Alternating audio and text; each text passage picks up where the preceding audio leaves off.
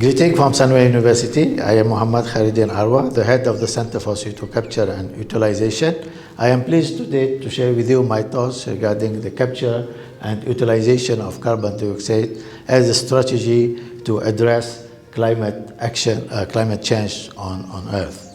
As you know that, and we have experienced this during the last few decades, there's a lot of disasters which are generated basically because of climate change. The number of climate-related disasters that has tripled in the last 30 years, and between 2026 and 2016, the rate of global sea level rise was 2.5 times faster than it was almost during the 20th century. There are many millions of people that have been displaced because of the effects of climate change. And in 2021, we have experienced a lot of disasters, not only in terms of more frequency, but also in terms of intensity, where very extreme weather conditions happened all around the world, such as here in Spain, the snow storm that was estimated to have caused damages to about 1.4 billion euros, and also the very famous fires that happened in Greece because of the high temperature.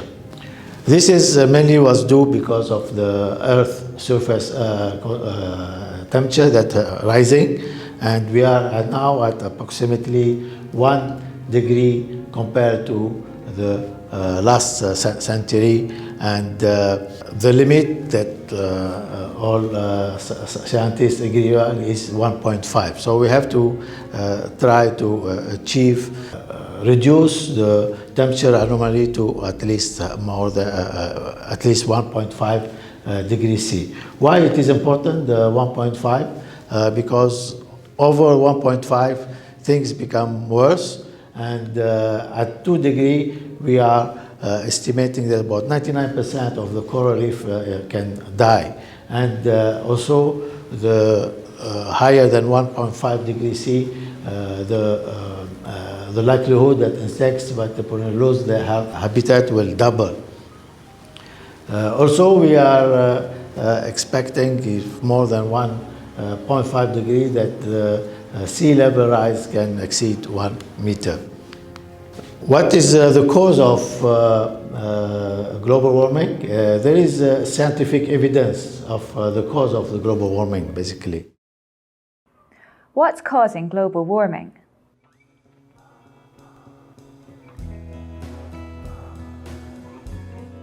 It's not the sun, which hasn't changed much since 1850. It's not volcanoes, which cool the Earth for a year or two when they erupt. It's not aerosols. These tiny particles and gases in pollution reduce warming as they cause clouds to reflect more of the sun's energy back to space. It's not changes in land use. The conversion of dark forest to paler pasture, which reflects more of the sun's light, has had a modest cooling effect. Is it ozone pollution? Increases in the lower atmosphere from human activity warm things a bit. Yes, it's greenhouse gases. Rising concentrations of greenhouse gases as a result of human activity are by far the biggest cause.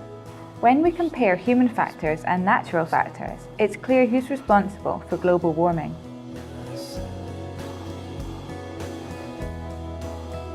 So the greenhouse effect is basically due to the presence of greenhouse gases in the atmosphere that absorb some of the radiation and emit it back to the atmosphere and to the Earth, which results in an increase in the temperatures. And examples of these gases, they are carbon dioxide, methane, nitrous oxide, and other industrial gases.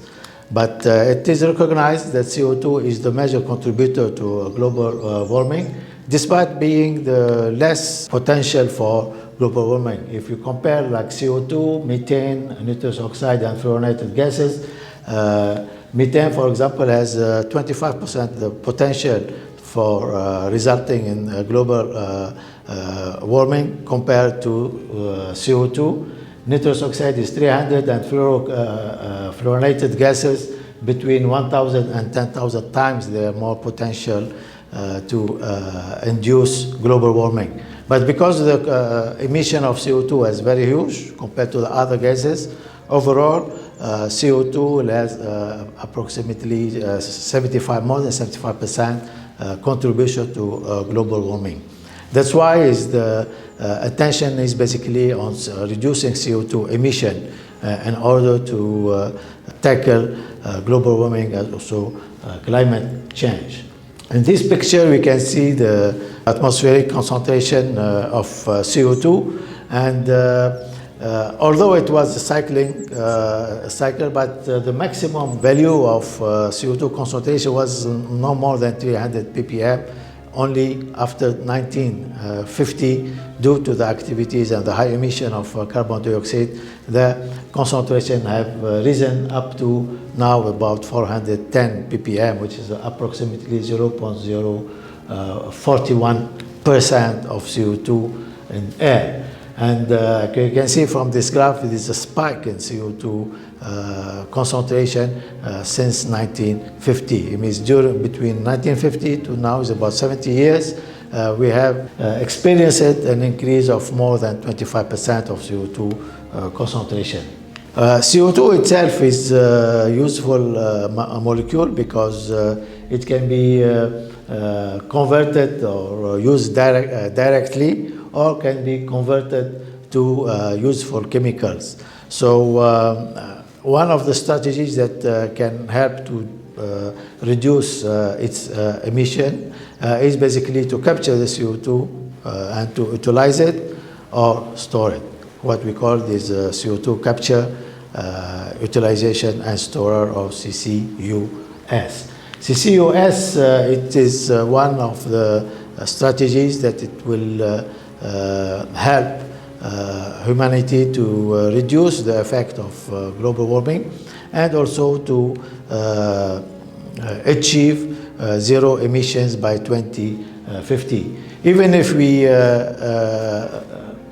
replace all our fossil fuel by 100% renewable energy, carbon capture, utilization, and sequestration and the storage will be still needed because there are plants that will be still operating with the fossil fuel up to 2050, for example, and this emission, the only way to reduce it is basically to capture it and to store it or utilize it.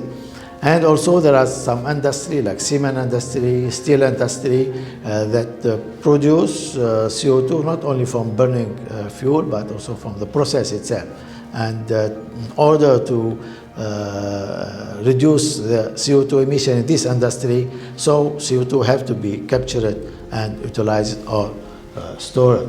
The International Energy Agency estimates that half of the amount of CO2 reduction in future should come from technologies such as carbon capture, utilization, or storage. And it is estimated that the CCUS in Asia will be very important in 2030 and 2050, with more than 1 billion per year investment is required in order to deploy on a large scale this technology. The advantage of carbon capture and utilization technology, it can be retrofitted to existing plants, so means it can just be added to the plant and capture the CO2 and reduce its emission, and also can tackle emission, as I mentioned just now, in other industry such as cement, and where there's no any other option, I think, in reducing the emission. And one very important also characteristics or advantage of carbon capture, utilization, and storage is that they can remove CO2 from the atmosphere. Now the concentration of CO2 is more than 410 ppm, in the normal, the natural, and from the history of Earth, this concentration never exceeded 300. So even if we have zero emission of CO2, we still have a lot of CO2 in the atmosphere, with also the CO2 emission from disasters, from natural disasters like fires. So these are will increase also the CO2 concentration. So it is important also to have technology that removes CO2 from the atmosphere. But the grand challenge that faces the implementation of CCUS on a large scale is basically the cost. As shown here, it depends on the application. The cost of removing CO2 is still very, very high. The lowest cost is around the removing CO2 from natural gas is about 15 to 25 USD per ton. But if you look at the cost for removing CO2 from the atmosphere, it can reach more than $200 US for per ton. And this is because you are removing CO2 from a very, very low concentration, only 0.04%, whereas in natural gas normally, the CO2 concentration and the pressure also are higher, and the overall cost is reduced dramatically. So that's one of the disadvantages, and where researchers are putting a lot of efforts now to innovate in order to develop more efficient processes to capture CO2 as well as to utilize it. How we capture CO2 and what is the fundamental concept for CO2 capturing. In this slide, we show for the CO2 capturing using amine solution. These are aqueous solutions. So basically we are looking at a gas which contains CO2. CO2 is an acid gas, and the liquid you will have the amine solution, which is basic.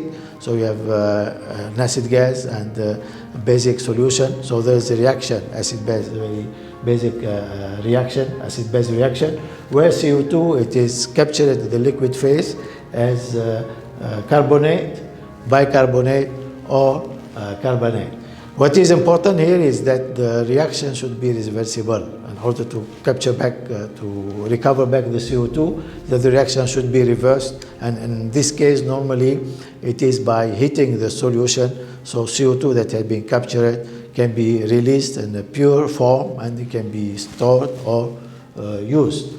Of course, this is not the only process, but there are other technologies like the adsorption using solid sorbent, membrane technology, cryogenic technology. But 90% of the industrial application now of CO2 capture technology using aqueous solution of amines. And in this process, you will have a section where you absorb the CO2, it's called the column, and the regeneration column, where you regenerate CO2. And the main cost comes from the regeneration, because the regeneration needs higher temperature, and the CO2, the clean CO2 can go for storage or for utilization. But currently, researchers are looking at innovative ways how to avoid the regeneration where the cost is high by integrating the capture with utilization. And one of the projects that we are working at the Center for CO2 Capture and Utilization, Sunway University, in collaboration with MIT, we are looking at converting the CO2 from the capturing state, not by releasing back to the gas phase, is while it is at the liquid phase in form of carbamate, we use what we call the electrochemical process to convert it directly to CO. And then we avoid the regeneration part of the solvent that needs heat. So in this case, we can convert it to CO, and we regenerate the solvent. And the beauty of this technology, but it needs electrons or electricity. It means that it can be combined with renewable energy to reduce further the cost. So this is very new and also the work for the future to develop more efficient ways to utilize CO2 in the capture form.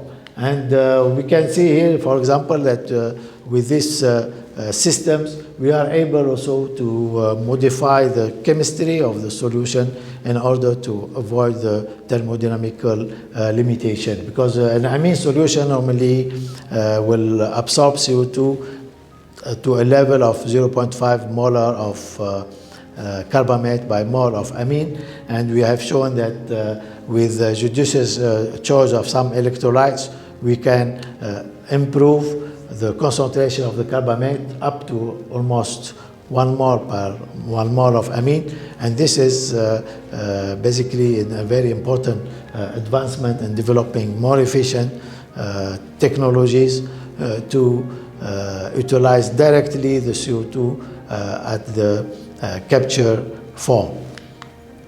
Other ideas also is to use agents that capture CO2, and these agents can be from renewable resources, such from glycerol, can be converted to an amine, which is called the serenol, and this will provide more affinity to CO2. And also, since glycerol comes as a byproduct of oleochemistry and also biodiesel production, so it's a renewable resources for solvent, which can reduce also the cost of the solvent that is used to capture CO2.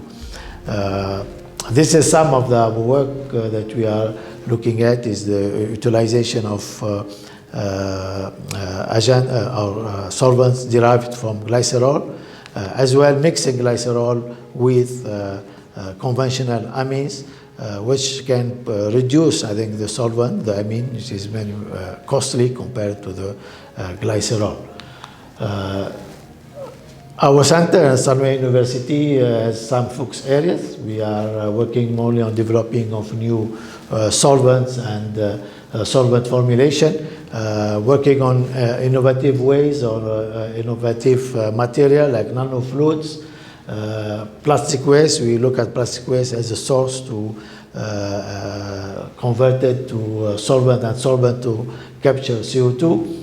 And we collaborate with a number of research institutions and universities because this challenge basically needs not one team, it needs more than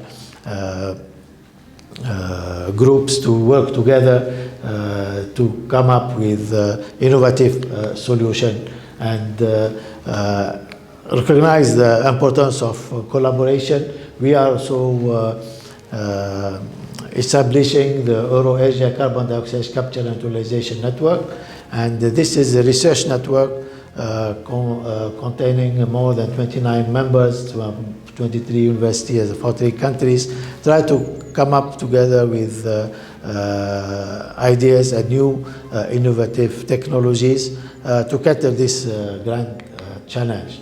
These are some of our research facilities at the Center for CO2 Capture and Utilization Sunway.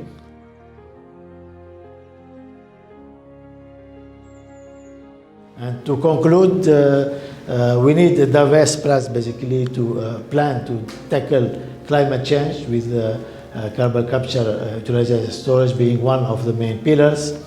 The cost of carbon capture, utilization, storage need to be dramatically reduced by focusing on innovative processes, integrating CO2 capture with its utilization, and capitalizing on renewable energy.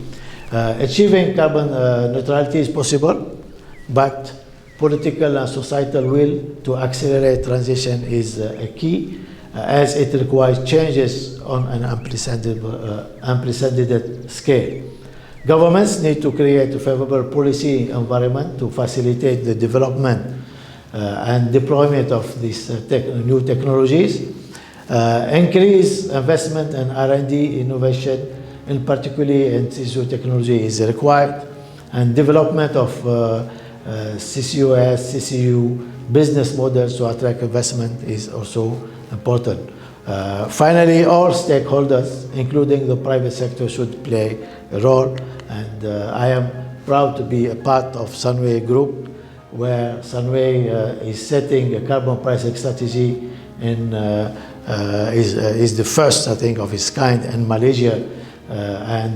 Carbon capture and utilization is one of the strategies that the Sunway Group will be using in order to tackle this climate change. Thank you very much.